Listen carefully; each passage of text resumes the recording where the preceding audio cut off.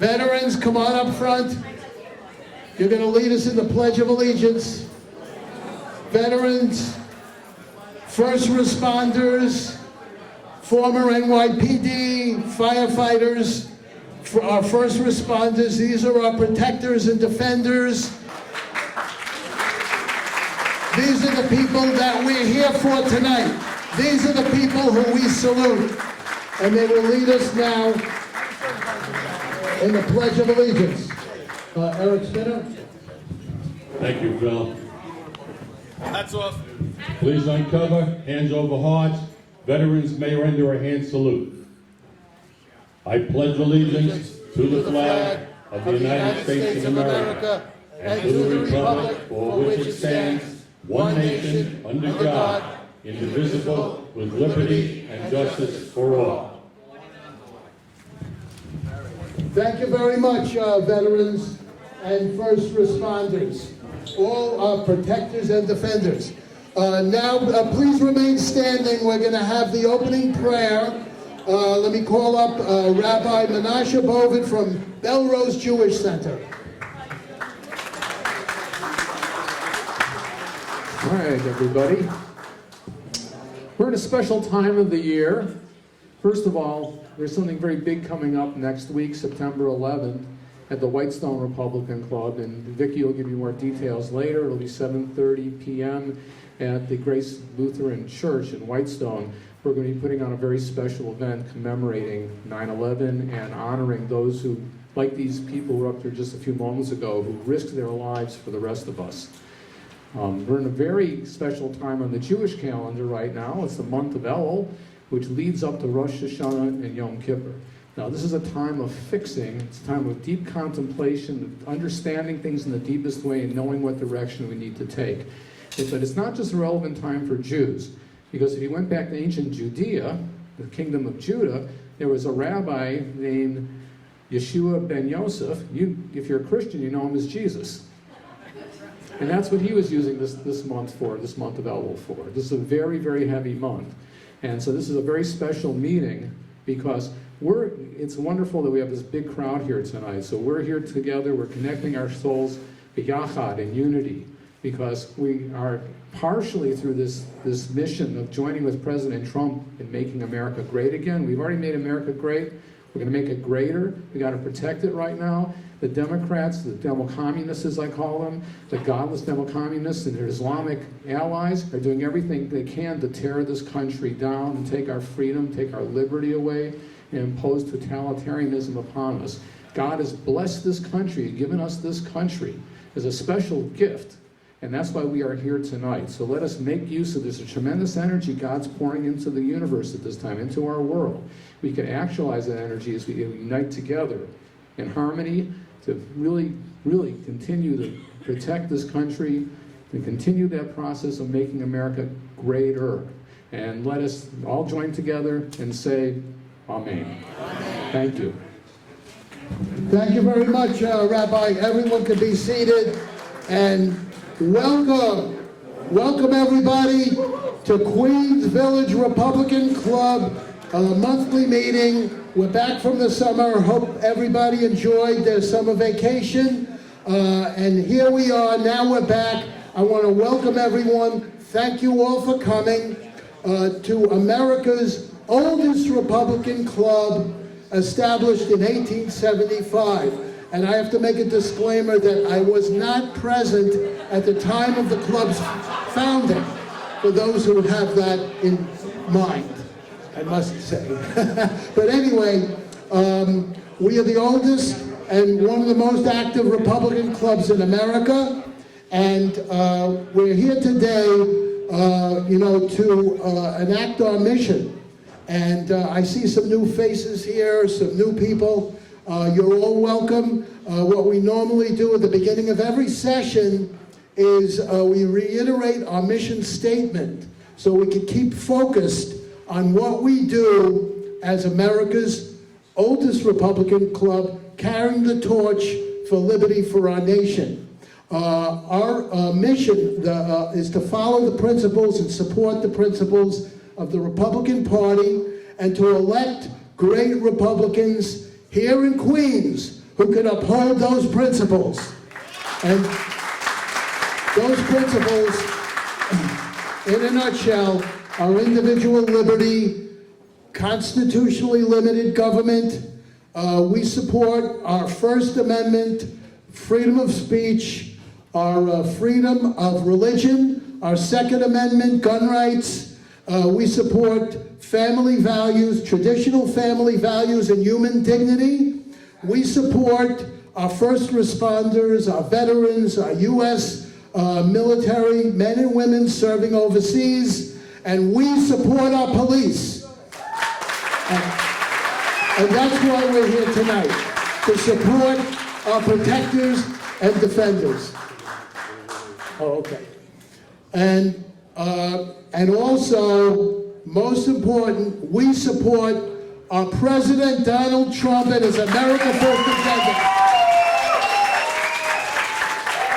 And we're going to keep America great in 2020. So, actually, thank you very much for coming out to show your support for our protectors and defenders. And, we have a lot to cover tonight. We have a lot to do. You'll be hearing from one of our speakers, Moshe Hill, who's saying that Queens has become the epicenter of radical socialist politicians. And they're here, and in the Queens Village Republican Club, we don't sit as a spectator. We get active, we get involved, and we become the gladiators. And that's what this meeting is all about. It's to get you up. It's to get you up on your feet, out there in the community, to get active, to get involved, and to really change what's going on, to save our country, to save our city, and to save our state. We got to save our values, the values that I just reiterated. We got to be active and out there to defend them. And one way we can do that, I'll just say before we move on, is to not be afraid of our opinions, to be afraid to express our views, like I'm doing with this hat, this Keep America Great Trump 2020 cap.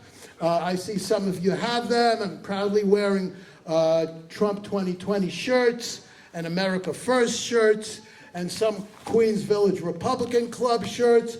We have a few left over there on our front desk. They're for sale. We also have Trump bumper stickers. We have club magnets. We have, maybe later when the MAGA Queens people come, we'll have some, caps and Trump 2020 gear. But the idea is to wear it and don't be afraid. Don't be afraid of who we are as Republicans, as conservatives, as patriots, to express who we are. I wear this when I'm going shopping. I have Trump 2020 bumper stickers on my car, and people come over to me, give me thumbs up. They say, don't worry, Trump's going to win in 2020. They say the Democratic Party screwed us.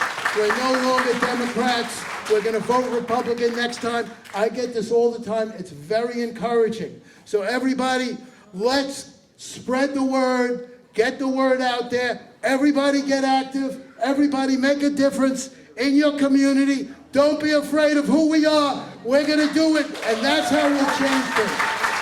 So I just want to acknowledge and thank Mike Ferrara, our videographer tonight, and also Jim Dukas is here tonight, who normally does our videotaping. He's enjoying the meeting. Have some cake, Jim. Relax. So also I want to acknowledge some candidates here. We have a candidate speaking later. Is Antoine Tucker here? Not yet. We have a congressional candidate. Anthony DeValder is running for U.S. Congress in the 3rd Congressional District. And we'll hear from Antoine later when he gets here. So for now, we have next on our program agenda is some club business. Let me call up our chairman of the board, Jim Trent.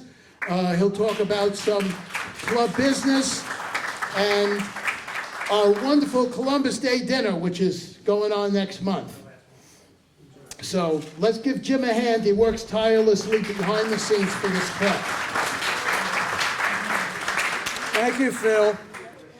Just quick, you know I love giving history, so I have to give you 30 seconds of history.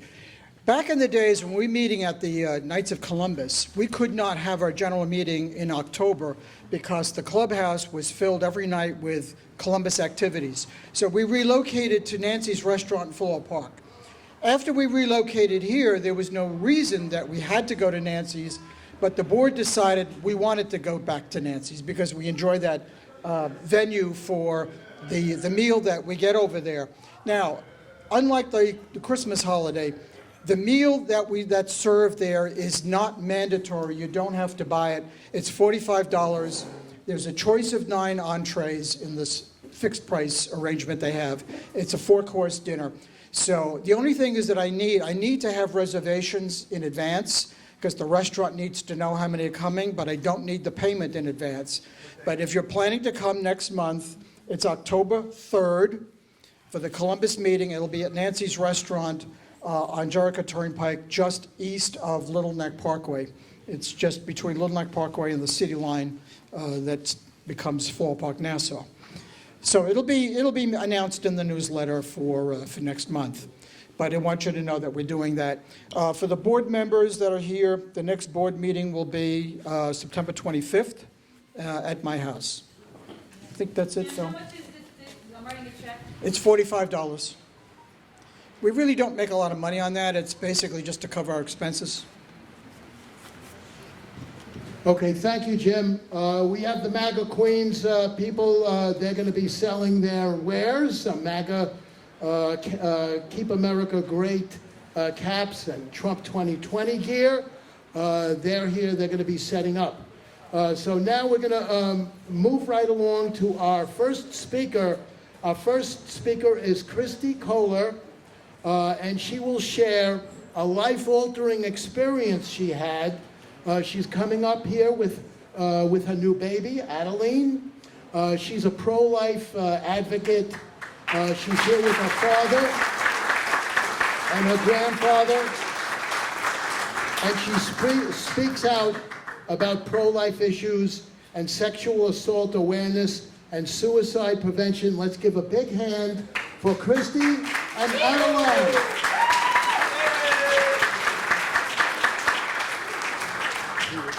Thank you. Hi, as he said, my name is Kristi. This is Adeline. She's a year old. And I only have a few minutes, so I'm going to be super brief. But basically, as he said, I'm a pro-life advocate. And because of a sexual assault that I had against me personally when I was 17 years old. And I had a sexual assault by a friend of mine at that time. Had Adeline when I was 18. We were living in Montana at that time. And I had just been accepted to my dream college here in New York. I was going to a private school and was very involved. I had a very big reputation of, just helping a lot of younger girls, being a good friend to a lot of people. Like, a lot of people looked up to me. And so,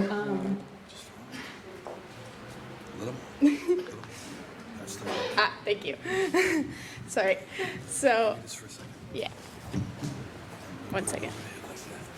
You could put it on the...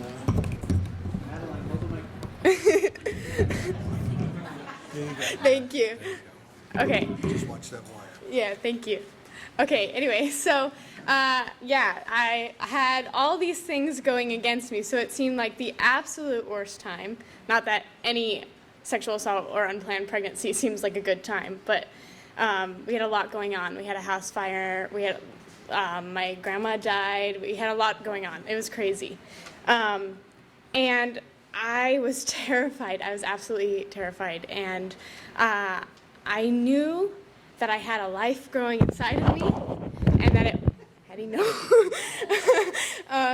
And that it wasn't really up to me to determine whether or not she should have the right to live just because of my circumstances.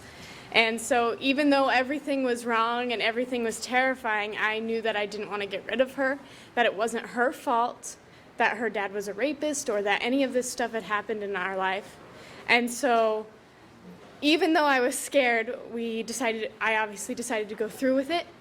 My dad was a huge supporter. Thankfully, I'm very grateful to have him. He raised me by himself, rescued me out of a very abusive situation that I was living with my mom. And then he supported me through my pregnancy, supported me to my move to New York, and now he watches her while I'm at school. So, yeah.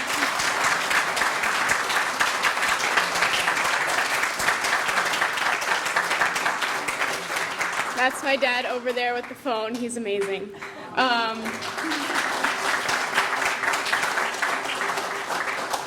So I learned the value of life through him because he decided to step up and be a father, which is not very common in our society today, especially because he didn't have to. And I passed that on into carrying Adeline into her first year now. And I'm still attending college. Like I said, he watches her, and I'm able to do that. I'm able to speak out. I've helped a lot of girls that I previously knew. So even though I thought I would lose my influence and no longer be able to help these girls, I've actually begun to help them more and in more important ways. And so I basically am just wanting to say that, like, a lot of women try to say that it is empowering to be able to choose to abort. A lot of people say it's empowering to choose your career over your family and things like that, but I say it's empowering to be able to do both. And thank you.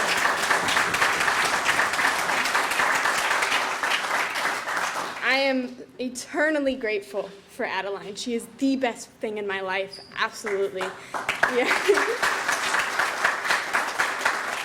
And none of my dreams have gone away. I'm still pursuing everything that I want to pursue, and now I have more of a purpose because of her. And I have more of a purpose speaking at events, going to help people in ways that I've never even knew was possible. And so all this to say, like I said, I can't talk very long, but I myself have a crazy story with my dad. Like I said, I came from an abusive situation. It was absolutely insane. He didn't know I was even alive till I was almost 3 years old. And he stepped up and became a father. And we have a film that we made. He's a film director about our story. And we're going to be showing that on October 23rd. We have flyers on your tables. You can check that out. But also, yes, the club was very super kind to be able to offer an offering bucket for us, both for our financial situation. I'm about to go back to school and won't be able to work. My dad's working on films, but also to support our mission, our pro-life speaking, and our film. So a bucket or a bag or something will be going around. If you'd be willing to donate, that would be super great. I would really appreciate that. But most importantly, I hope that you realize that the biggest stand and the most important stand we can take is the stand for life. So I'm grateful for Addie, and I know that choosing life is never a mistake. So thank you. Thank you very much, Kristi.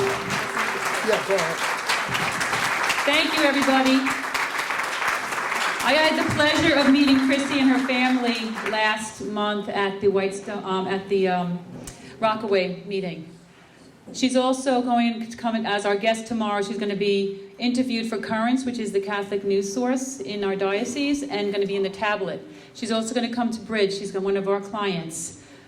We need programs like Bridge to Life for young ladies like this who are courageous, empowered to choose life. I had a phone conversation with 2 city council people today, their chiefs of staff. I found out that at the end of August, that the city council allocated another $240,000 to Planned Parenthood. Okay? In the beginning of the summer, they set up a fund of $250,000 so that we can invite anyone, including illegals, to come to New York to have abortions, including birthday abortions, meaning abortions on their birthday. Okay? This is what our city has come to. I've given both of those chiefs of staff a piece of my mind. I want to hear from them if they have, I said, chutzpah that they were born with to speak on the behalf of women like Kristi. And I would really want an open invitation to come to the next city council meeting with some of my clients. And now I'm going to be going around with anything that you could give would be certainly appreciated. Thank you. Thank you, Kathy. So Dawn and Kathy are going around. Please support Kristi Kollar and her foundation and what she's trying to do and to help get the word out. Now we're going to have our main speaker tonight, whose name is Joseph Imperatrice. He's the founder of Blue Lives Matter, New York City. We're going to have former police captain and our first vice president here, Joe Concannon, introduce him. But before we do, I want to recognize someone else in this room who's very special. He's a fellow that contacted me about 2 or 3 weeks ago and said, can I come to your meeting? I'm coming from Utica. Where's a nice hotel to stay overnight? I want to come to your meeting. I want to meet, Mr. Imperatrice. His name is David Corr. Stand up, David. Oh, there he is. He's a former police officer from Utica, and he has a foundation for his son, Joseph D. Carr, who was killed in the line of duty. So this is what it's all about, protecting and caring for the families of our defenders, of our great defenders. David Corr, thank you so much for being here with us. We support you, we support your family, we support our defenders. Okay, and Joe? Good evening, everyone. Sergeant Imperatrice and myself really didn't know each other until we kind of linked in. All right, yeah, boys, you know what I'm talking about. All right, we linked in. LinkedIn is a social media network, and I saw some of the things that Joe was doing on LinkedIn, and I said, wow, we gotta get behind this guy. We gotta put the wind in his sails, and we've got to make every effort to make sure that wherever he is on social media, we are promoting him, because he is promoting the men and women in the street who are taking care of us every single day and providing for our safety. So with that, I suggested to the board and to Phil that we have him down here as our main speaker. Joseph Imperatrice is the founder of Blue Lives Matter, New York City. That is a national organization, and Joe leads probably one of the biggest units here in New York City. Joseph Imperatrice is the founder of the non-for-profit Blue Lives Matter New York City. The organization was founded after the assassination of NYPD detectives Ramos and Liu in 2014. You will remember in 2014, we started to support your local police rallies, marches, and anything that we could do in all 5 boroughs of the city of New York. So Joe, you and I were heart to heart. I felt it, you felt it, we all felt it in the community. Our police needed to be supported. All right, during their time of need. The organization has raised over $1 million. Congratulations.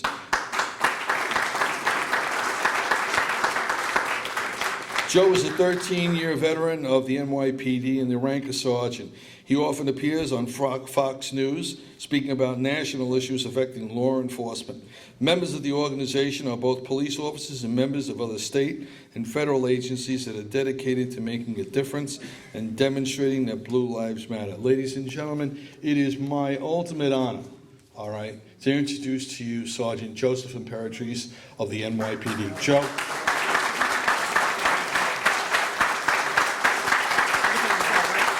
Whatever you want. All yours.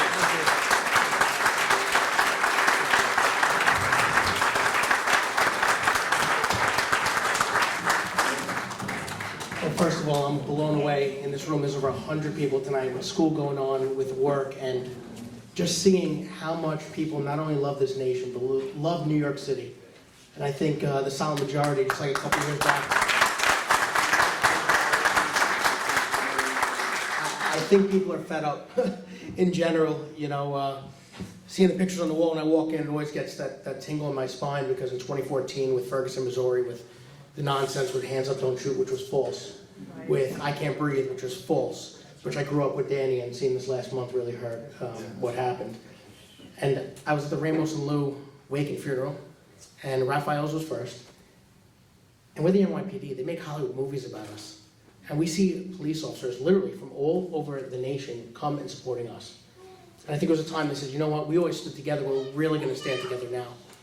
I remember going back with two of my police officers at the time, and we came up with the idea for silicone wristbands, and the black and blue, almost like the blue line. And why? Because every time you wore it, it reminded you of a police officer, not just New York City, but anywhere, that was killed in the line of duty and kept their memory alive. And I can't believe we ordered 100 bracelets, and within 5 minutes we were sold out. I wasn't big on social media at the time, and we're getting calls to the precinct, and people are calling up saying, what's up with these bracelets? And sure enough, we're going to our 5th year, and we've raised well over $1 million right now, and it's become a national organization. It's incredible, and you know, I go on Fox News, and I'm a little kid from Staten Island, you know, I didn't never expect to be on Fox News, to be able to talk about real issues about what's affecting America, what's affecting our police officers. You know, you see what's going on in California with this Governor Newsom. You know, I spoke the other day about it, I'll be speaking tomorrow too on Fox, and you know, you're telling police officers that, well, we're gonna put it in your head, you have to think twice or 3 or 4 times before you present deadly physical force against somebody that's doing it against you. You know, and I don't think there's any other job in this world, maybe other than the military. And by the way, to all our veterans in the room, thank you very, very much for your service, shown here tonight.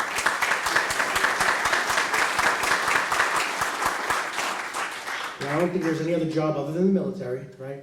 That you leave your house and you say, you know what, I might not come home at the end of the day. That I might kiss my child goodbye, that I might kiss my wife goodbye or my husband goodbye and not come home. You see your son or daughter walk out the front door. And every single day that's reality. We saw it with the water bucket incident. Who the heck doesn't have respect for their police officers nowadays? But then on the other side, what police officer doesn't want to go out there and lock this person up? Because the way I see it is, what happens if that's my mom going down the block, or my grandmother, or you know, my niece or my nephew? You know, what precedent does that show? And we see with our mayor now that these people in the street think they can get away with it. And I said it the other day, you know, we say it, and I think we've all got compliant with this, you know, complacent. We say New York City is always going to be a liberal state. We're screwed. We'll never change it. But that's nonsense. Complete nonsense. You know, we need to go out there when the time is right and vote. You know, I said in one of my interviews a week ago, take senile Aunt Betty out, make her go, put her name on a ballot, and do what you got to do. You know, and the same thing is I see there's older gentlemen and women in this room, right? But for the younger people out there, we need to help them carry that torch. You know, we're the future. I say it all the time. Our children are the future of what the city is going to become. And I think it was 30-something or close to 40 years before we had a Republican mayor and Rudy Giuliani come in. And then look what he did. It was incredible. We got it to where it needs to be. You see it all the time with Police Commissioner O'Neill, and you know, he is, I know people might have their opinions, but deep down he is a gentleman, and it sucks because there's a whole different story that I can't get into, that the way that ended with Danny wasn't supposed to happen. It wasn't. I'm being dead honest with you. You know, you're not going to hear that anywhere. But that wasn't what was supposed to happen. His hand was forced. Let them know it's Danny Pantaleo. Yeah, Danny Pantaleo.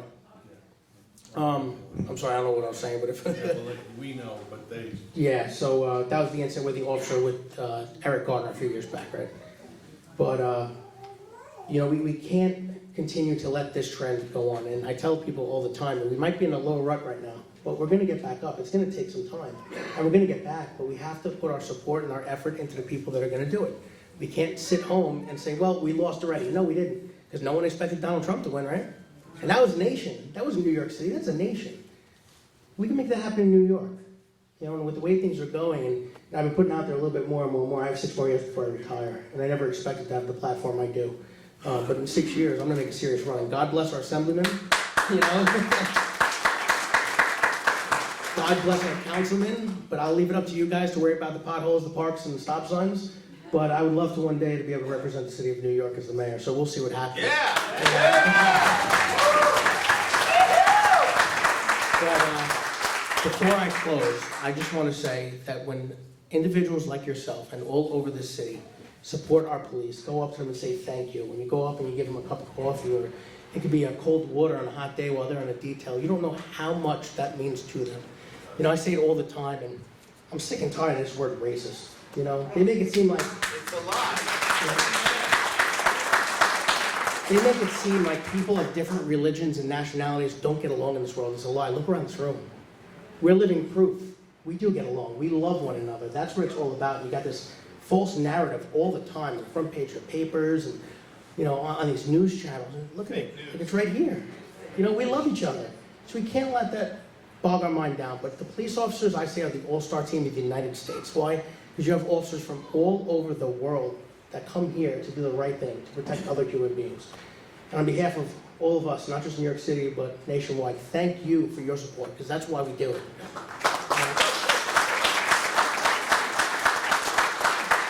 Number one, we do it for every single officer that's been killed in the line of duty, and I believe there's been 7 or 8 so far since 2014, not including the 9 that committed suicide and the 10th by the sergeant, the off-duty retired sergeant the other day. You know, we put on that uniform to remember what they couldn't finish. But we also do it to protect the citizens of New York City, who 99% of them are great, hardworking individuals. And just because your background, your religion, doesn't make you a bad person, it doesn't mean that you don't support us. You actually do. But it's that little voice, for some reason, that sometimes seems the loudest with these negative people. Well, let's drown them out. Let's do what we have to, and let's work on fixing New York City. Thank you, guys.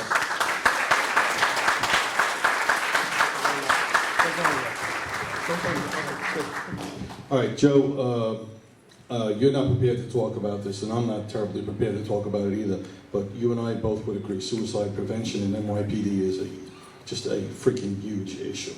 All right, we got to get to these guys and gals, we got to get to them quick. Yeah. What happened with the city of New York and the funding for Blue Lives Matter? So everyone's seen in the news, Thrive New York City, they've wasted close to $1 billion, and you know, all the corruption, whatever, right? We've all seen that in the news. So myself, and I have a very good friend, Councilman Joe Borelli. He's incredible. He fights for our first responders. He fights for our military members. He is unbelievable. So we teamed up, and we were going to host a seminar for law enforcement, because at the time, the 9th officer had committed suicide. So no matter what, the way I see it is, if you're willing to help us and help save a life, I don't care what your background is, because I'm going to give you a chance. I'm not going to judge a book by its cover. You know, I'm going to read the book before I make a decision on my own. So up until it, they were very excited. Now, the truth of the matter is, if anybody saw the article, it's a huge article in the Post. Was it the mayor and his wife? No, right? But you had somebody who obviously was leaning left, who saw the flyer and saw our logo. Now, what really annoys me, and I went off on the Joe Piscopo show about this when I was talking with Joe, if you look up our organization, my organization and myself have done more for law enforcement in the last 5 years than any organization in the city has done. And the first thing you do is see Al Sharpton run his mouth every time something friggin' happens. He can put his, face in the spotlight. But what's happening to the innocent kids in East New York that are getting shot? Where's the fundraising for them, right? Where are the people that are going to crimes committed against them? Where are the rallies for them? But the second you can go after a cop because you could sue, right? Because you could turn it around into your narrative, you're available. You know, what about Black Lives Matter when you're shutting down the FDR and you're saying, if I don't get a response that I like, we're going to shut down the airports? What kind of city is that? If you're the mayor of New York City, you stand up and say, no, I'm not taking this, you're not doing that, no matter what side you're on. You stick up for the people in that city. You don't let it happen. And I don't get fired up much, but that annoys me, because at the end of the day, I'm not, okay, yes, I'm a Republican, I am. But overall, what am I? I'm a New Yorker. And it's about the people to the left and right of me that I'm here to make this city better. And for you to turn around and pull out of a training event that's supposed to help my brothers and sisters that are committing suicide because there's so much going on, that really upset me. And the funding for that. And yes, they pulled the funding, and everything we were supposed to have that day, they stopped last second, so we had to reschedule. And the councilman called me up, like, losing it. And at first, I'm like, it was almost like waking up out of a dream, like, you don't know what's going on. I'm like, Joe, I don't even know what you're talking about. And then, of course, when the Post calls me, it's like, okay, now I know, now I got to go with it. But September 14th, we're actually holding an event, which we're going to do our own training for our officers. Also, this Monday night, thank you for bringing it up, we're actually having a candlelight vigil in front of City Hall for all the officers that have committed suicide, especially in New York City this year. So if anybody's available, you're more than welcome to. That's going to be around 7 o'clock at night. Another thing, too, is Chaz Palminteri. Everyone knows Chaz from Bronxdale? Well, he's become a very, very good friend of mine. And October 24th, we're actually going to be doing an event with Chaz, playing the Bronxdale. He's going to come out live, answer questions, and we're going to raise money for the officers of children with disabilities. We're going to surprise the officers that night with checks to be able to get whatever they need, whether it's a wheelchair, a ramp, opening up their doorways, a shower stall, whatever it is. So if anyone has social media, you can follow us on Blue Lives Matter NYC. Most of you, I'm assuming, or I hope at least you guys watch Fox News, because it's the most watched cable network in America. That's right. And if you guys see me on, I'll be on. I don't know if anybody will be up, but 4:40 tomorrow morning, 8:20 tomorrow morning, I'll be on. But once again, thank you very, very much. And to the young lady and her daughter, thank you for being a voice. Thank you for being strong. any of the other channels put you on? Have you ever asked by I have. So, you know, whether or not you support the past president, I've been on ABC Nightline. I've been on 2020. They actually flew me out to meet President Obama. And no matter what, in my eyes, to meet a president of the United States is actually something humbling. So yeah, I've been on several. I've been in every major newspaper and magazine. And I don't know if you guys saw about a year ago. I don't know about you guys, but I'm not a fan of the NFL anymore. And ever since the whole kneeling, we were on page 7 of the Post. And that was a huge story, and I was on Sports Illustrated. What the hell am I doing in Sports Illustrated? But I'm in there, you can look it up. But I've been in every major one. I'm just humbled to be a voice, and it just means the world to me. So, thank you guys.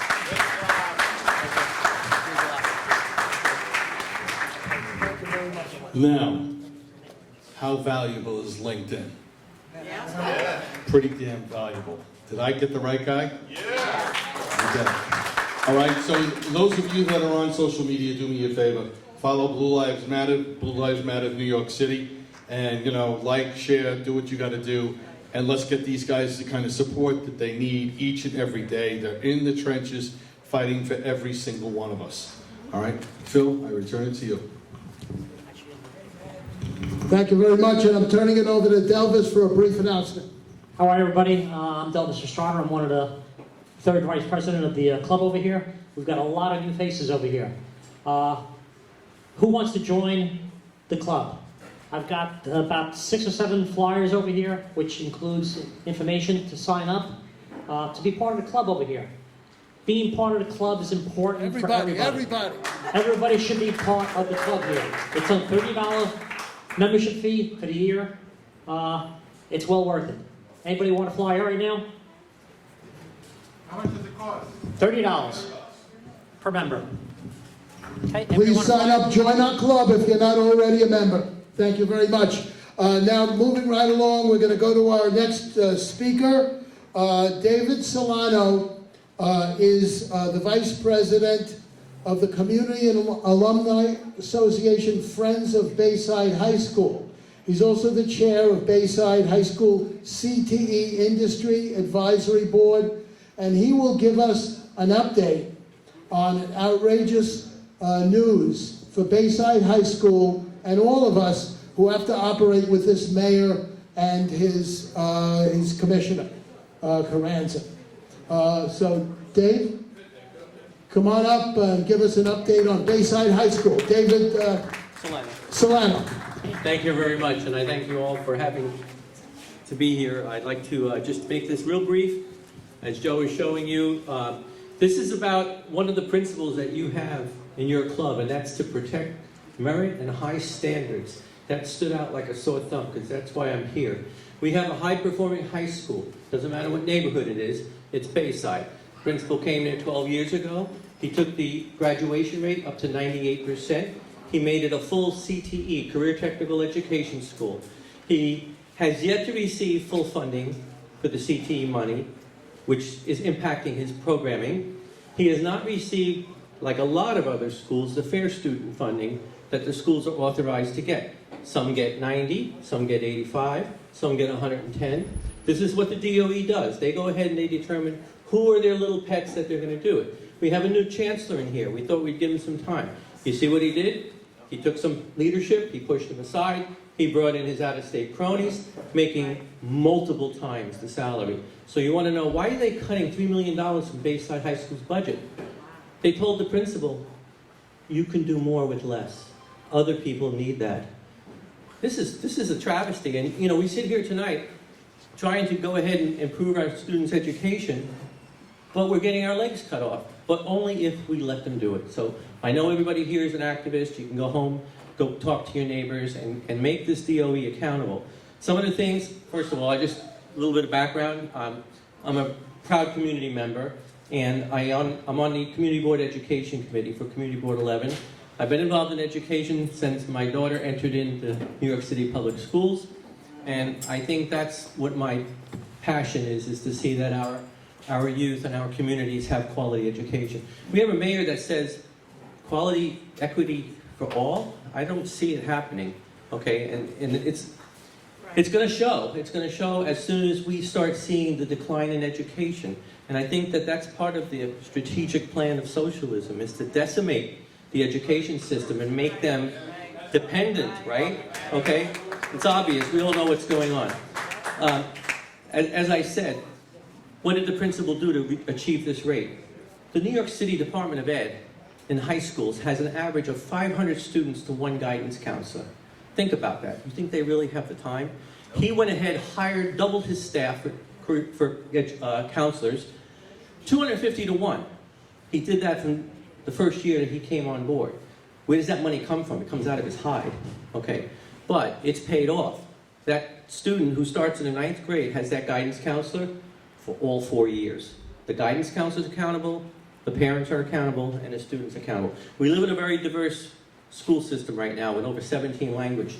He has guidance counselors covering most of the languages so the kids don't tell the parents a different story about what's going on because they know the parents aren't all up to stuff with English. I'm going to finish this up because I do appreciate your time.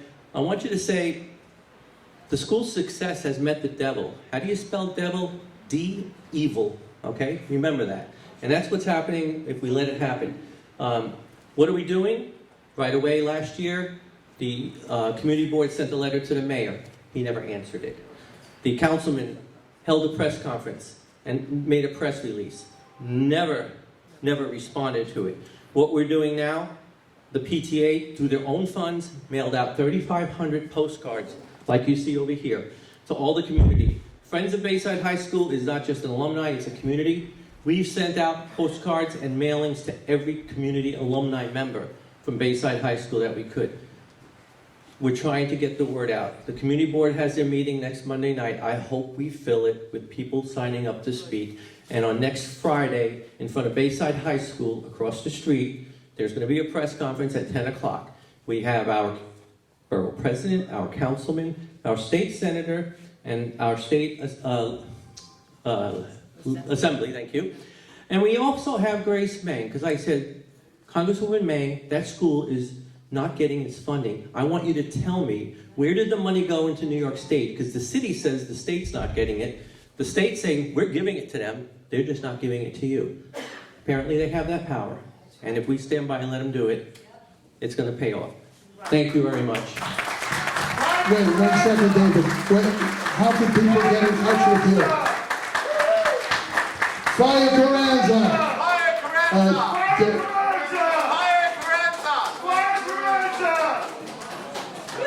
David, can you send me that information about that meeting where people could go? We'll get it out, get the word out to everyone, and where they could get in touch with you to support this outrage. This is outrageous, and as you know, there's a lot of outrageous things going on. This past week, the City Planning Commission approved de Blasio's outrageous plan to close Rikers Island and open 4 new jails. One of them here in Queens, in Kew Gardens. This should get us mad as hell, and we're not going to take it anymore. We should be taking to the streets. My wife always asks me, when are we going to get out there and take it to the streets? Well, we're going to do it. We're going to do it now. This is something that's outrageous. We've been talking and talking, but they're not listening. Tom Zamich, come on up, and he's going to tell us a little bit about some plans, how we're fighting back, and we're not going to let this happen. They're not going to put jails in our community. How you doing, everybody?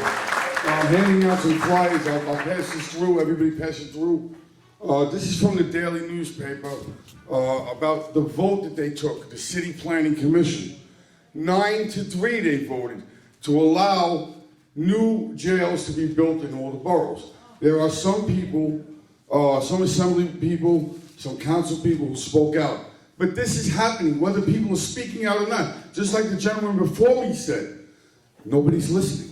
So what we have to do is make sure we get all our community activist groups, the homeowners associations, the civic associations, and everybody together at a meeting, or even if with Phil or somebody somewhere.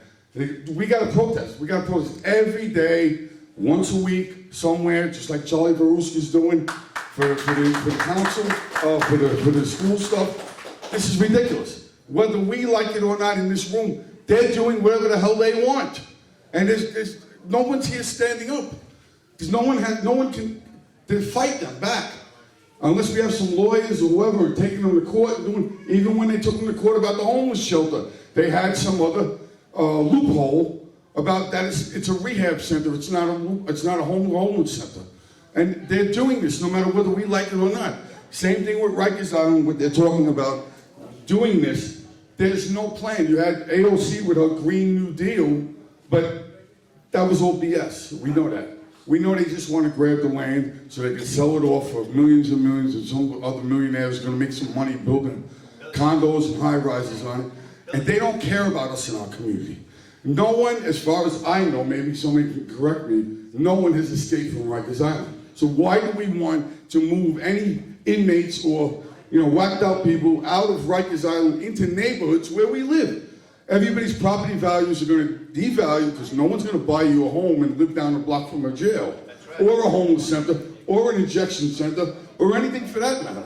So now, exactly. Rikers Island, they're going to go up. The luxury condos for the black house. This is exactly what we need to do. So you need to let your neighbors all notice, let everybody know what is going on. We need to pass this around. This was in the daily news. The news and the information is all right in front of us. We're just not doing nothing about it.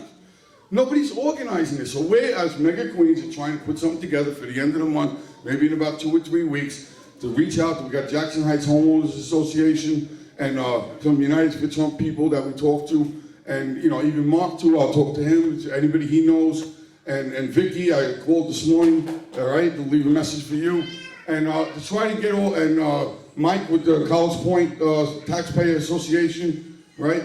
To try to get some of these people together. Obviously they're not listening. So maybe if we get on the news, cause a commotion, maybe something will happen. I don't see any other way of doing it. Otherwise, all of us just don't pay any taxes, don't pay any property taxes, and everybody just boycott the whole thing and see what they're going to do now and flood the system. That's the only other way to do it. Vicki? One thing I want to say, this was all proposed when Mayor de Blasio became Mayor de Blasio back in his first run. When he ran for his second run, like I told everybody, he set his table during his first 4 years. This was all part of the mayor's plan. Right. The homeless shelters, the injection sites, the breakup of Rikers Island. This is not new news. What became new news was that it was finalized.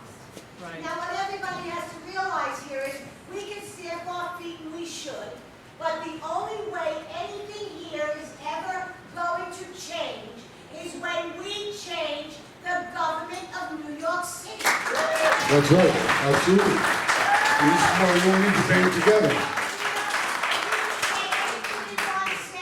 I went after the mayor on all of this, okay? I ran for state senate. This was my platform up for the state senate seat. And you know what? Everybody went out and voted freaking Democrat. 283,000 people came out and voted Republican. And now everybody's going to complain? You got city councilmen coming up for re-election. In 2021, you want things to change? You better make damn well sure you change New York City government in 2021. That's right.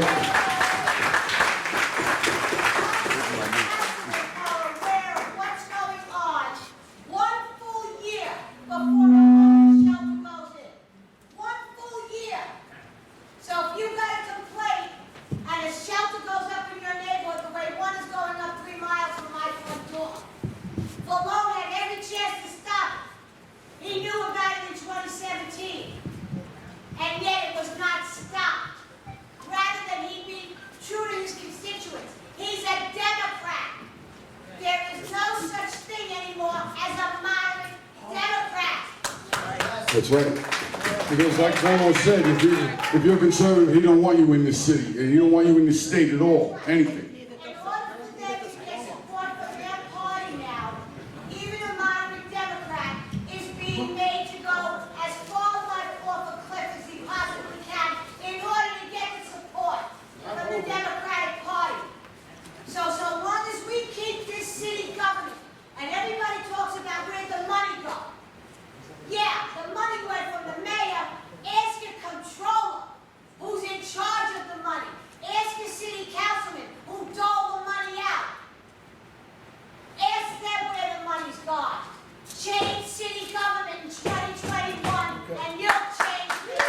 That's what we have to do. Okay, one more brief announcement for everybody. When we've been involved in the Mega Queens, we reached out to some people, a bunch of veteran people and stuff, and what it is this is a 9/11 motorcycle run over at Aqueduct Racetrack on Sunday at 8 o'clock. They're going from Aqueduct Racetrack out to 9/11 Memorial and back. It's a run for Richie. I have flyers. I'll give out anybody who wants to attend. This is to benefit the Forest Hills Volunteer Ambulance Corps. We met with them people out in Long Island. They were having a fundraiser last week.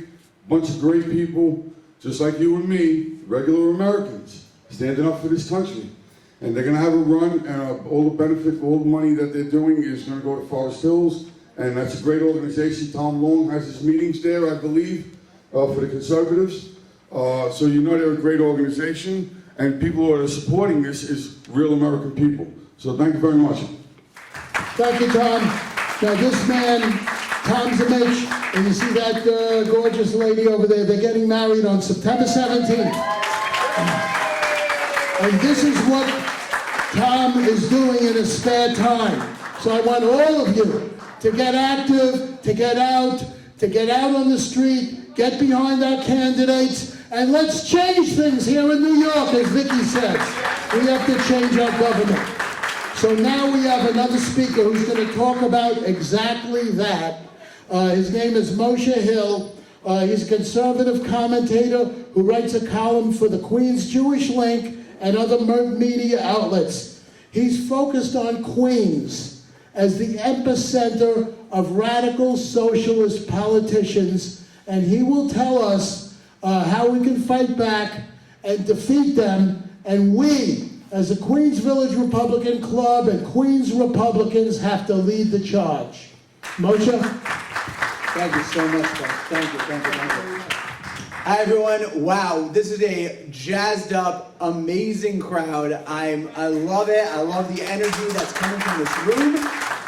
When they talk about the base, this is the base. This is it. This is great. You guys are all doing fantastic. In fact, everybody really just stole the first half of my speech, because the first half of my speech is just how crazy the Democrats have been and how they've gone so far left. It actually goes, it's not something that's happening in the last year or 2 years. I look at it as something that really took hold in 2016, because we all know our story in 2016 was the story that come from behind victory and the impossible odds that President Trump, when he defeated Hillary Clinton in 2016, we had the House, we had the Senate, we had everything. It was great. It was a wonderful time. What also happened is that for years, in 2014, in 2012, in 2010, there was red wave after red wave on local elections, on congressional seats, and state houses, and the Democrats in 2016 were just relegated to a minority party. They existed in a small section in California and a small section in New York, and that was pretty much it. And the entire country was Republican, because we understood that everything was going crazy. 2016 happened, and in the Democratic primary, in the Democratic primary, Bernie Sanders was the big winner of that Democratic primary. He didn't get the votes, he didn't get the nomination, but his ideology became rooted in the Democratic Party, and they took hold. And what happened afterwards was the Justice Democrats was founded by former staffers of the Bernie Sanders campaign and the creators of the Young Turks, which is a very popular left-wing YouTube channel. And the Justice Democrats, I'm seeing a lot of nods, so a lot of people know what that is. They started with their campaigns they started with Alexandria Ocasio-Cortez. They found her, they trained her, they put her up, they beat Joe Crowley, they came in, it's all coming socialist. So I'm going to give you, that's the bad news, that basically the entire Democratic Party there's no such thing as a moderate Democrat. That's bad. Because we need moderate Democrats, we need them, we need to exist, because the pendulum's just going to swing back and forth in the country. We could do everything we can, but there are these people in the middle who aren't Democrats, they aren't Republicans, they're independents, and they're the ones who swing these elections. They're the ones who take care of this. So the Democrats, by going way far to the left, with AOC, and Elizabeth Warren has, if you read Elizabeth Warren's book that she wrote in 2003, she sounds like a conservative Republican. Like, it's crazy how far to the left she's gone. Now she's pushing the farthest of far left ideologies and failing DNA tests, but whatever. And she's doing all that. But the Democrats, we should in a way thank them, because they are giving us a tremendous gift. Because they are crazy. And we are not crazy. And it's really great to be on the side of the not crazy. So how do we, as a group, we are the base. It is our job, and unfortunately, there's not enough of the base of either party to carry an election. So what we need to do is we need to convince the people in the middle and the former Democrats. I speak to a lot of former Democrats, a lot of current Democrats, and they're all saying, what is going on? What is happening here? How can we possibly support this party?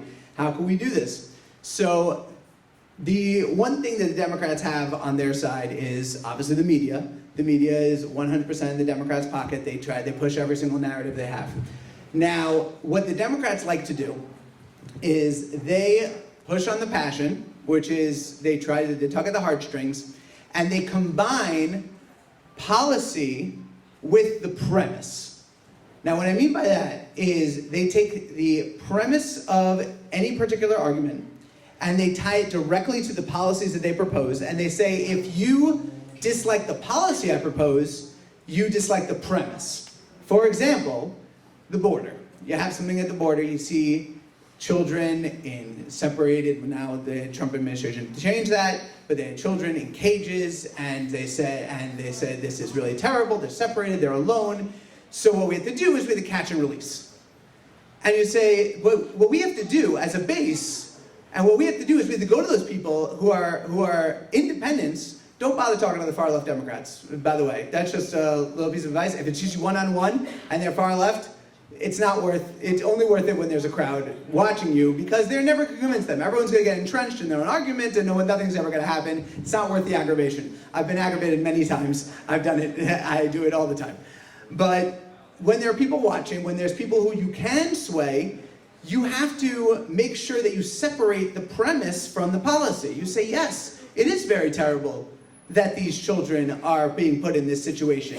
You have to show them that, and that way the person who's the independent says, hey, this Republican isn't as evil as the media is telling me. This Republican isn't as crazy as the media is telling me. And then you have to say your own policy. You have to say, yes, this is why we need strong border enforcement, because we don't want people to be incentivized to come over here and get separated and then put their families in bad situations. We don't want that. Maybe we can do a lot back in their home countries. There's a lot of policies we can do.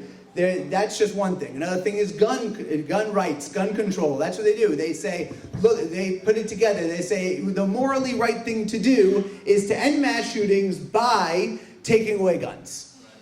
You see, they mix together the premise and the policy. They say, we have to do is we have to separate it and say, yes, the moral thing to do is to stop mass shootings. Here's how I will stop mass shootings. We'll stop mass shootings by actually enforcing the laws that are on the books. Actually telling people to send the correct information to the federal authorities. So when people go for background checks, which, by the way, this whole thing that people don't have background checks, that's insane. Everyone has background checks. The only thing is that 33 states said, hey, if I sell you a gun, I don't have to go get a background check, but if you are a federally armed, federally licensed dealer, you always have to do background checks. Whatever, that's a side point. But that is something that we have to do. We have to make sure to separate the premise and the policy, because that is our job as the base of the Republican Party, to show people, show our neighbors, show our colleagues in work, show our people we go to church and synagogue with. I talk to people in my shul, I'm from West Hempstead in Long Island. I talk to them every single Sabbath about these issues. And every single time, they're always confused by why I'm not crazy. They're saying, wait a second, why aren't you crazy? Wait, don't you agree with, don't you have the no abortions ever? I don't think we should have no abortions ever. And by the way, I want to give another round of applause. Really, truly incredible. I was so happy to hear from you. They don't even know. There are people who are saying who deride Alabama, who deride Georgia, and all these states that are really doing the courageous thing and making abortions illegal and making it at the very least a statewide issue, as opposed to a federal issue. They don't even know that New York passed a extreme abortion law on the other end of the spectrum. So what you have to do is you have to say, oh, okay, so do you agree that you should have abortion at the point of birth? Nobody agrees to that. Okay, like by poll numbers, like 85% of people who say they're pro-choice don't believe that third trimester abortions should even exist. So this is what we have to do. We have to talk to people. We have to talk to them one-on-one. We have to engage with them in a calm and respectful manner and show that we are not crazy. We're jazzed up. We're fired up. We want to change things. That's not what I'm saying. I'm not saying don't be fired up. I'm saying if you want to convince the rest of the country and the rest of the city that what we are saying is the right thing, is the harder message, but the right message, then this is what we have to do. And this is what we're going to do to win 2020. Thank you very much. Thank you very much. And we're talking about winning 2020. Thank you very much, Moshe. That was an introduction to our next speaker. Our featured speaker of the evening is our candidate, Republican Antoine Tucker. He joins the growing field of Republicans now running for the Republican Party nomination in District 14, Congressional District 14, running against AOC. He's young, he's bright, he's passionate, he can connect with people. This is what we need. This is what the Republican Party needs. It's good that there's gonna be a primary, because right now we can get all the issues out on the table and energize our base. The most important thing is that we all get energized. Antoine, I turn it over to you. Energize the crowd here.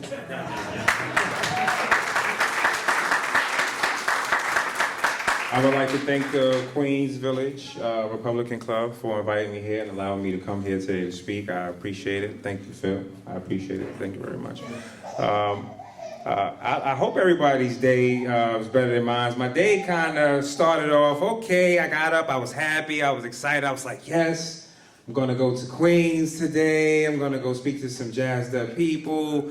I take my brand new suit, I swear, I still got the tag here in the pocket. It's brand new. I take my brand new suit, I go to the tailor, I get it tailored, and you know, the guy just does a horrible job on my pants. And then I'm just like, I'm ready to cry, you know what I mean?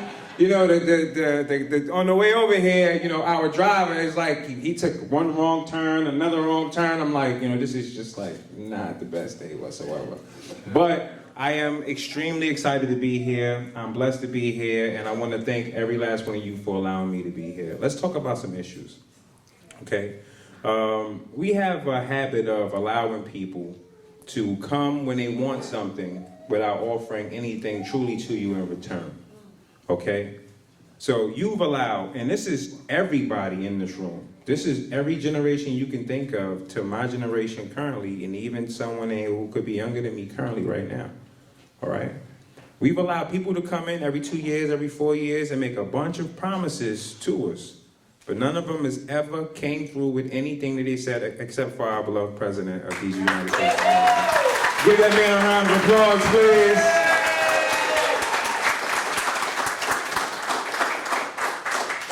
So at what point do we honestly tell ourselves, because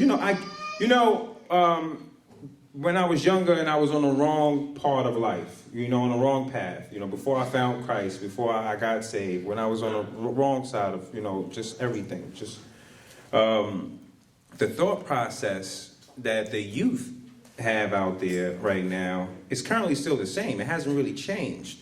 You know, they're removing the father figures from the household, the structure from the household, religion from the household. It doesn't matter what religious dogma you practice.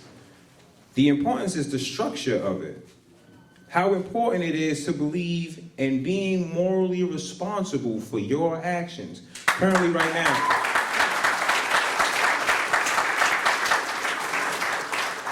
currently right now, the attitude between a lot of older people, even older than me, and young, and the youth is, give me. No one is saying, what can I do to gain the money or to gain the opportunity? Or how can I work harder to help everything else for everybody? And not in a way of socialism. I'm not talking about that. Because, see, the thing about being an American is this. If you ever watch an ant colony, there's no difference between us and that. If everybody's working, everybody's playing their part, everybody's dollars is going into this system. And this system is funding a bunch of nonsense outside. How close are we right now to being California, where they're teaching our 5-year-old children about fellatio and masturbation? How close are we right now where you do not have the right to be a parent to your own children? At what point are we going to say enough's enough? I'm outside. I'm talking to the people that normally a lot of people here would be afraid to talk to. And consequently, it's sad. Because what the left has done, and they're very intelligent, these people are very conniving. But the devil he never rests. He's always working. He's always working. So what he does is, he makes sure he puts everyone in brackets. And here comes the identity politics. If somehow you feel that you should be given something because of your color, just that idea alone is the most idiotic thing whatsoever. It has nothing to do with what's happening now.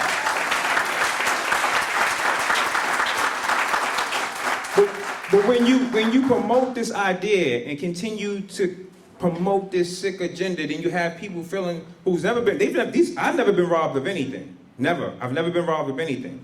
But there are people who are black who feel like they're owed something because something happened to their ancestors.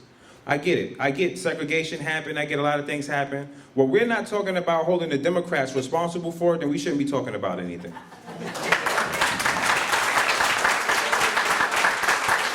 I'm serious. You know, I wanted to come in and I wanted to talk about something else, you know, and it's hard when you come to these events and you see, every age group you can think of is in here, and you think about just the fight that we have ahead of us right now, people. I gave out school books in the Bronx and in Queens. I gave out book bags, 200 backpacks in Bronx and Queens. And we got thousands of views on it, thousands of views. For those who don't know, I've been to the White House several times. I was just there in February, Black History Month. I supported and promoted the president's prison reform agenda. I support and promote activities and events for the Urban Revitalization Coalition, which the president, this great human being, has given a $100 billion budget to help over 150 areas within our country that are for black and brown people. So when they tell you that this man is racist, what they're telling you is that we're racist, but we're blaming it on him. We've destroyed everything. Look, plain and simple, Rikers Island. His brother was just up here talking about Rikers Island, right? No one's never escaped from Rikers Island, not that I've ever heard of. Have you ever heard of someone escaping from Rikers Island? I've never heard of it. But instead of fixing a system that you've implemented, you are ready. First of all, this is what it means. All the taxpayer money, dollars, used to build these facilities, to house these inmates, to fund these facilities, is going down the toilet because they're going to demolish it, and it's just going to mean nothing whatsoever. No one's coming with real solutions to fix the system so we do not have so many disruptive individuals within the streets that we find ourselves in. Instead of these people owning up to the things that they're doing, what they do is they destroy it, and before you start to really complain about what they destroyed, they move on to something else to destroy next. I love every last one of you, man. If I said anything wrong today, it came from me because I'm a man, but everything that I said right, it came from God. I don't have the best, thank you. I don't have the greatest story, but I have a tough story. One that I would never wish on anyone, period. And I believe that I'm living proof that we can hold ourselves at a higher standard of being better, of being genuine. The reason why people are outside hurting each other is because no one is telling them that that's not right.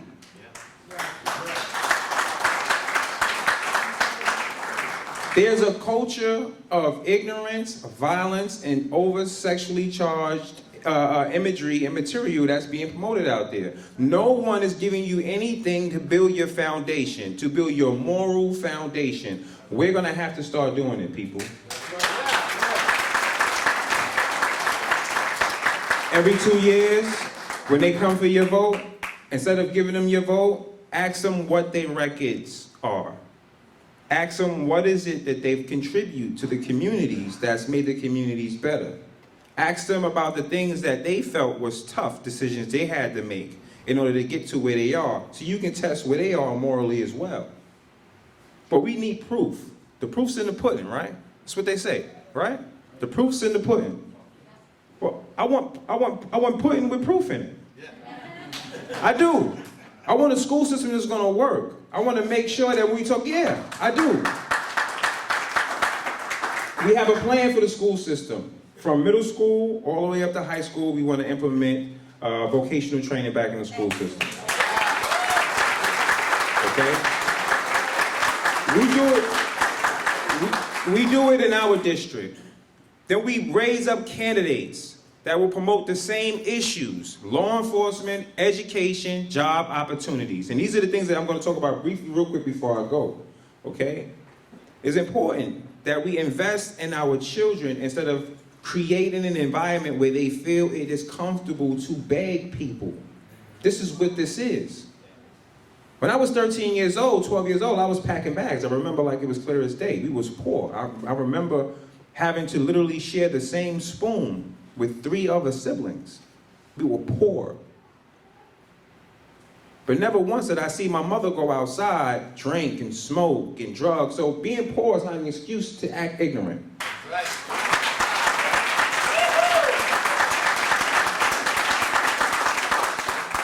Thank you, brother. If we put the opportunities in the school system, people will no longer feel encouraged to be aggressive towards individuals. Because let me tell you what it really boils down to. From someone who grew, I was so poor when I was a kid, and I have a book that I'm writing, and I'm putting everything in it. When I was 12, 13, we were so poor, I used to have to wear my next door neighbor's clothes. She was a girl. I'm serious, I swear to God. I swear, she was a girl. That's how poor we was. This is how poor we was. So when I was coming up, I used to go to boxing school. So, and so kids couldn't pick on me, I would beat them up. Yeah, because now, you know, you're not gonna pick on me. You know I don't have the same clothes you have. My mom loves me. I know she loves me. She cooks for me. She tells me she loves me, but I know she can't afford those Michael Jordan sneakers. So before you tease me because I can't have it, I'm just gonna beat you up. I just beat you up. Just get over with, and now you can't tease me. But this is a mechanism that I had. So I can imagine how many of thousands of children out there feel because of material things that they themselves need to attack others so they don't feel punished. Right. We have to make the kids feel comfortable with competing against each other at an academic level. Not at how bad we can outdo each other in being bad. Because that just leads you to prison. I want to create an environment within the police community and for a precinct within our district, within in Queens and in Bronx, we are giving away tactical gear to the EMS units, to the emergency response units. And this is thousands of dollars worth of equipment, heavy stuff. These guys are going into the most dangerous places. They kiss their wives, they kiss their children, and they don't know when they're gonna come back into that door. And I'm gonna say, I have a sister, she's a cop. She's been a cop for a long time. And I don't know what I don't know what it would, you know, I couldn't imagine losing. You understand? I couldn't. We have an incredible group of people that are being villainized on the news every single day. Again, why do they do this? To create identity politics. If the people who are guaranteed to protect you have a disconnect with you, how well will they protect you? That's right. And if they don't feel like you respect them and understand the sacrifices they're giving, well, damn, well, how hard should they work for you? See, and they're smart. The news is smart. They create, oh, the cops is the enemy, but the cops isn't the people who create the laws. Right. The laws are in this state have been treated and governed by the Democrats. That's right. Not our Leos. Not our Leos. But these are the guys that are getting the bad end of the stick when they step outside. It's never Republicans. It's never Republicans. And you know what? And the sad thing is, it's never Republicans when it's time for us to stand up. And we got to stand up now, y'all. Look what they did. Look what they did to New York City. Look what they did to New York City. Like, look, seriously. We have a mayor who's saying he wants to give everything free to everybody, but except to this beautiful sister right here. Before we give any illegals anything for free, why aren't we worrying about our senior citizens? Our women who are pregnant? Instead of talking about giving free health care to every illegal you can think about from here to everywhere else, why don't we talk about curing some diseases? Because instead of putting me, yeah, right? Instead of putting me $80,000, you $80,000 in debt for a medical system we know is broken. And we're going to get to that too, briefly. But instead of doing that, why not put money and invest it into curing actual diseases? Real solutions. Don't run away from the problems. Because the issue is, these people have not been regulating these pharmaceutical companies, these insurance companies, and everyone else like they're supposed to. So again, what do? They implement a system, they can suck all the resources out of it, and then before you complain about how they destroyed it, they run and do something else. To everybody out there watching this live right now, I'm gonna ask you a question. Would you ever hire somebody who you know does a horrible job? No, never. Never, but that's what we've been doing. That's what we've been doing. I'm not rich. I know no one in here is rich. Everyone either worked until they retired, you know, they did everything the right way, they did everything the way they were supposed to have it. But I'm telling you that we are fighting. And I have an incredible journey ahead of me, but I have a very rough road ahead of me. My website is tucker.vote.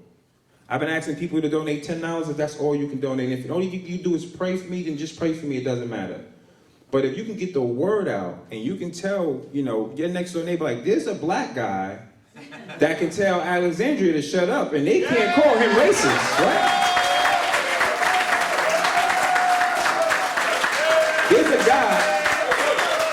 There's a guy that can take on this silly squad, right? The silly squad. There's a guy that can take on the silly squad, and I can say the things the president can't say, and they can't call him a racist for it. I want to be the guy that wants to be completely honest with you. I don't want to be an honest man until I become a politician and now I'm a crook and I'm robbing the people. I've done my time. I've made mistakes in my past, well within my youth. And as a man, I've worked hard every single day to be a better person. It's not only to make my mom proud, my grandmother proud, my family members proud, but also to make myself proud. Because for 6 years, I looked in the mirror in a jail cell in different prisons. This is serious. I did it. I made mistakes. Yes. And for 6 years, I looked at myself every day that I woke up and I told myself, you're better than this, you'll be better than this, and you're gonna, and you will overcome this. When you sit there and you see yourself every day, you have to be something different in order to survive that. But how about let's put some things in place so no other children have to make those decisions. So your future children's friends won't have to make that decision. So they won't have to make that decisions because we're coming close to a place where we won't have freedom no more. This is how it starts, people. There are people literally outside attacking people because they disagree with your opinion. Because they disagree with the garment you choose to place on your head. And somehow no one is finding this extremely disturbing besides us, the people with the common sense.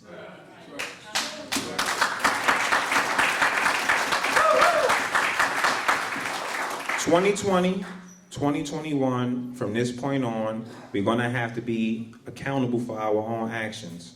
Listen, and I'm going to say this, I'm live. This could be thousands of people watching right now. The Democrats pander to poor people. Poor people don't really vote. Okay? They don't really vote. They do not really vote. Okay? We got to get out and vote.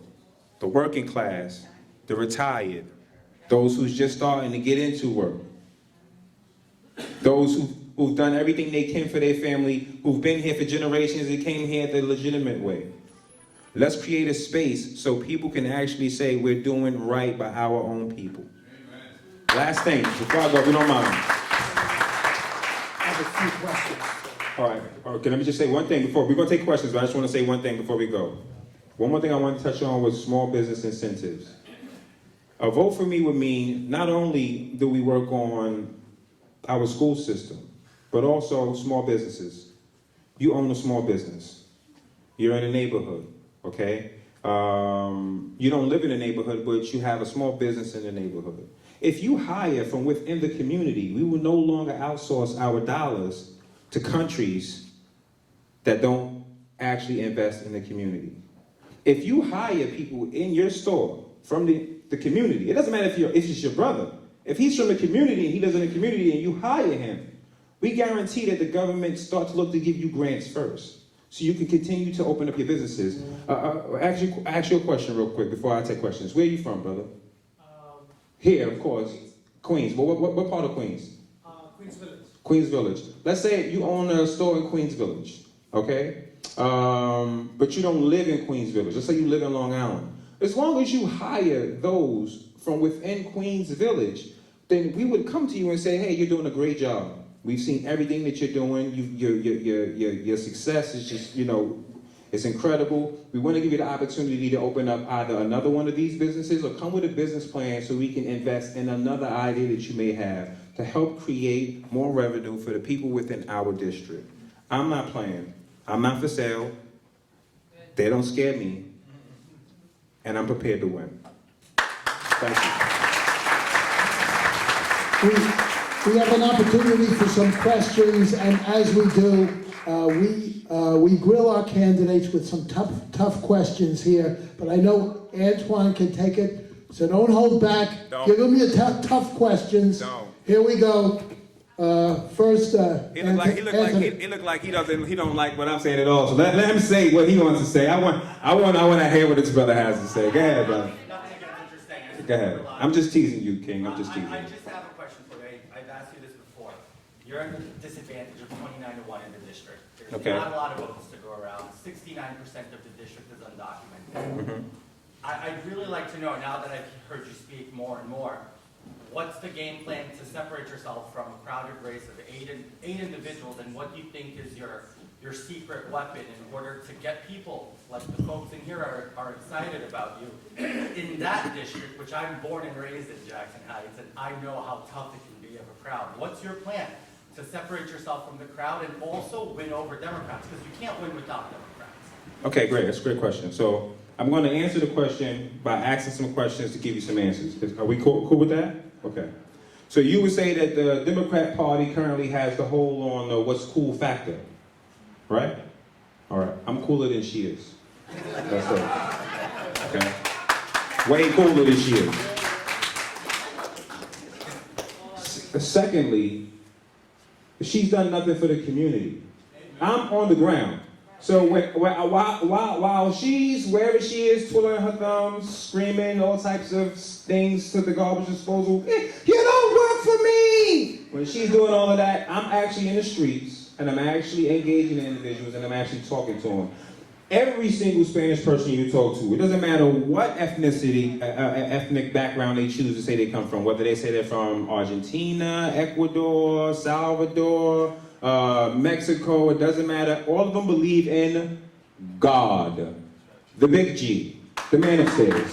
That guy. Hold on, wait. So when you go to this community and you actually show them what the Democrat Party is doing and how far left from God they are, you'll start to scare a whole lot of people away from Democrats. I do it every single day. Was that good enough? Was that good enough? Good idea? I like it. I think it's a great way to... And it's the most important way. All right. This brother right here. What do you do now? Currently, right now, I am a small business investor.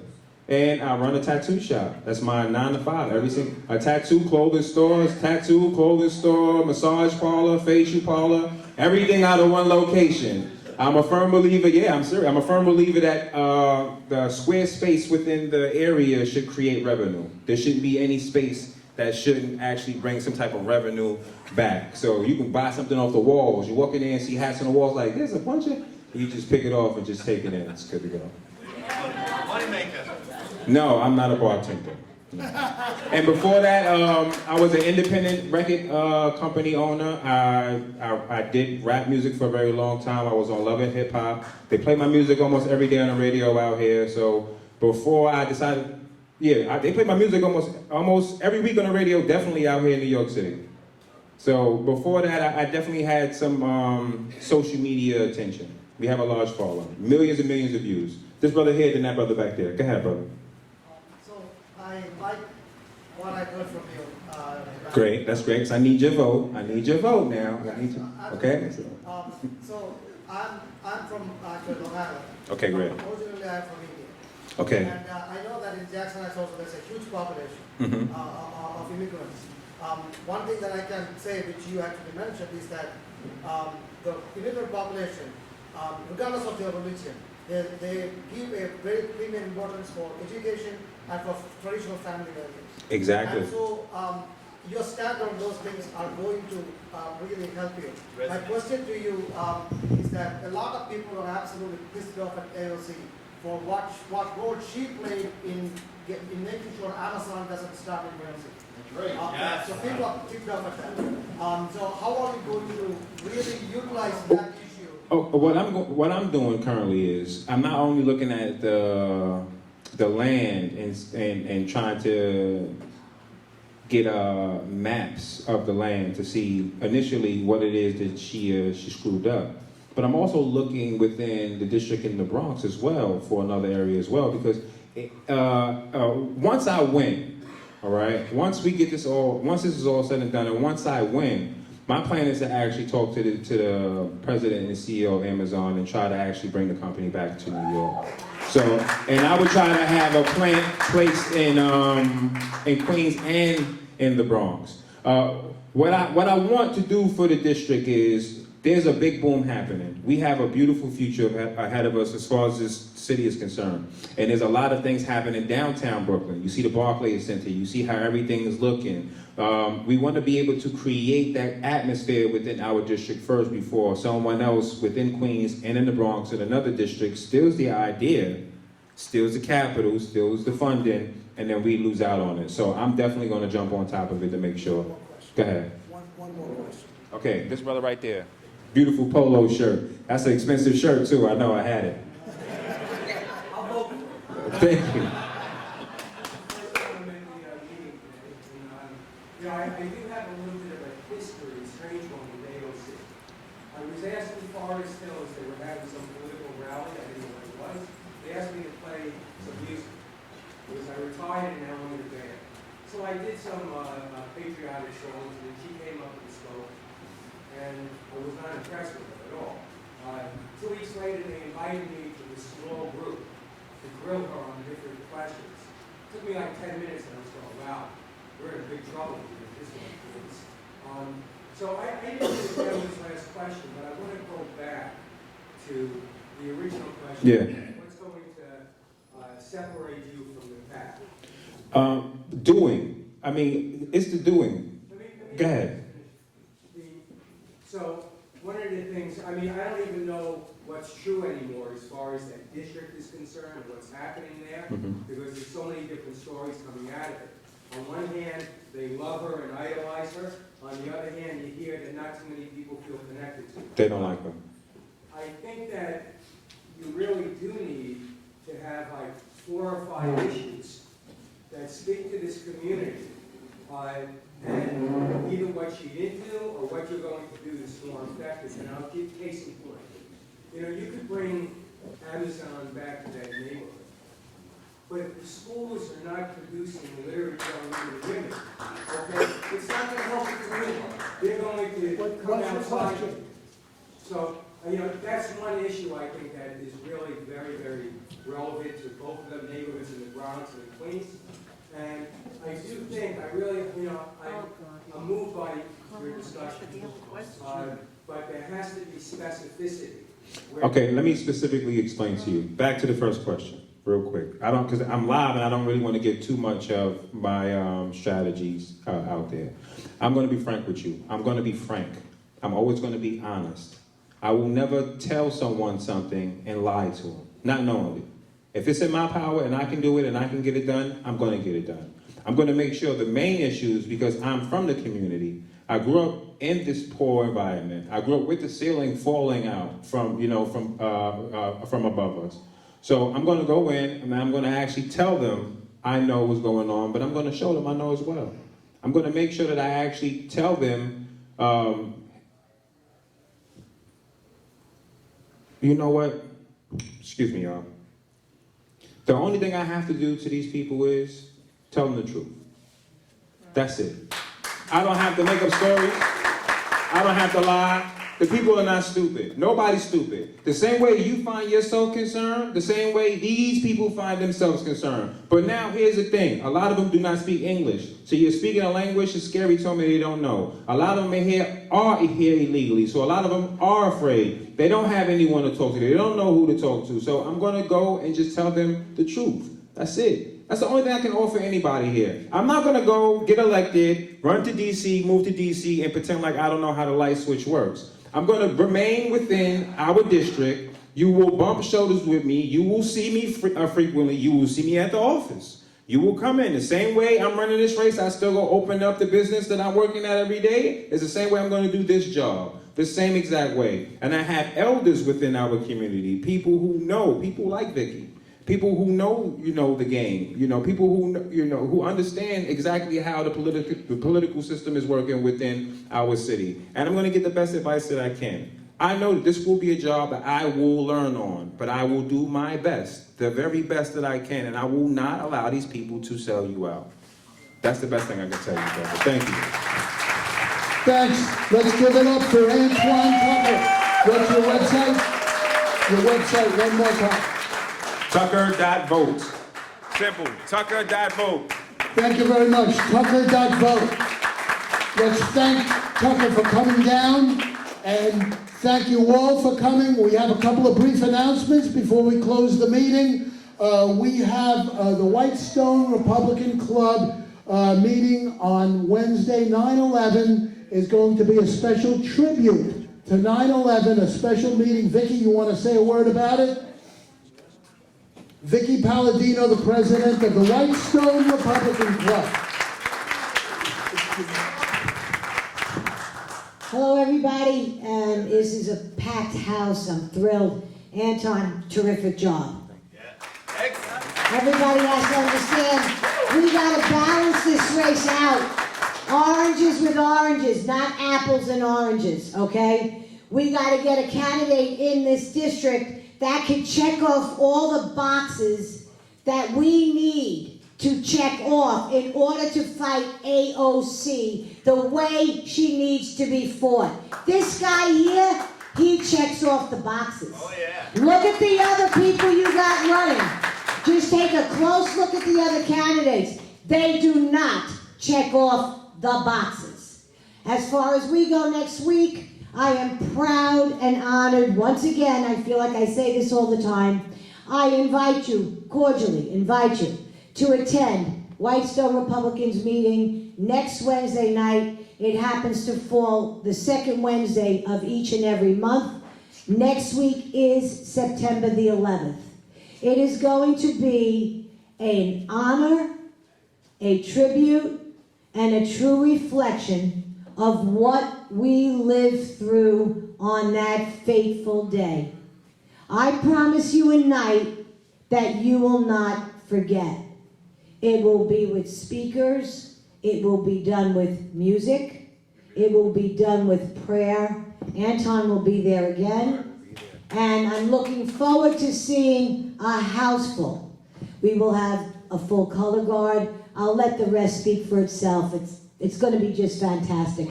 I look forward to seeing you all there next week, 7:30, Grace Episcopal Church in Whitestone. We've packed the house every single meeting, no less than 120 people, standing room only. I hope you join us next Wednesday for this very, very special night. Thank you. Thank you, Vicki. We'll see you there on Wednesday, and we're going to get the word out to everyone via email. We have another president here of a great Republican club, the Rockaway Republican Club. Come on up, Phil. Phil McManus has been leading the charge down in Rockaway. He has a meeting on Monday. My name's Phil McManus. I'm the president of the Rockaway Republican Club. Thank you very much. God bless Queens Village. You guys are the best. Whitestone, you're getting up there. You really are. I'm half you guys, but we have a small population. I just want to remind everybody you're always welcome. Sorry about the toll. If you have to pay the toll, they say they're going to get rid of it for the Queens residents. But we're going to have one great speaker from Personhood, New York. And Personhood is a national organization that is fighting for the rights of all human beings from beginning of conception to the end of life and natural death. So if you'd like to come down to Rockaway, it's at the Bell Harbor Yacht Club at 7:30 this Monday. And we're also going to have a few extra speakers that are going to be surprise speakers. Thank you very much. Thank you very much. An announcement from Kathy about the fundraising. I want to thank everyone for their generosity. For people that did come late or people that didn't get an opportunity to donate, we have a young lady here who conceived in rape. She chose life, a courageous life, and she's hitting some hard times right now. We were able to collect about $450. I'd like to give her an even $500. So if you didn't get an opportunity to participate, I am here. And I would like to donate that to Kristi and her family. Thank you very much for donating to Kristi Kollar. Okay, do we have any other brief announcements? Yes, William? Very quickly, 40 go to the Whitestone Club, 7 o'clock, Long Island Expressway, Bell Boulevard, the Bayside Hill Civic Association is also having their September 11th morning service. Thank you very much. Okay, we're going to get the word out about all these events. Everybody, no more being a spectator. We're going to get active. We're going to be silent no more. This is the silent majority will speak out and be silent no more. So now we're going to have our closing prayer by Reverend Philip Seeker. Come on up, Reverend. Everybody stand for the final benediction.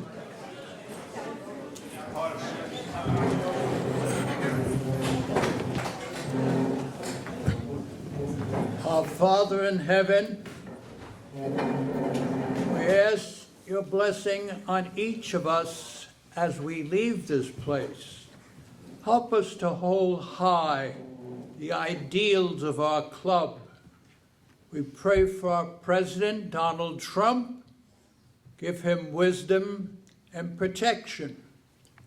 Bless our club leaders and all leaders of our city, state, and nation. Bless and protect those who protect us, police, firefighters, and those in the military. Help us each to make a difference for the good, holding high the Constitution. God bless America. Amen. Okay, we're going to close with a flag salute. 2. Thank you very much, everyone. Please get home safely. Thank you all the new people who just came. Please join our club if you're not already a member. Membership forms are at the front desk. Thank you very much. So glad everybody could be here. Please drive carefully, get home safely.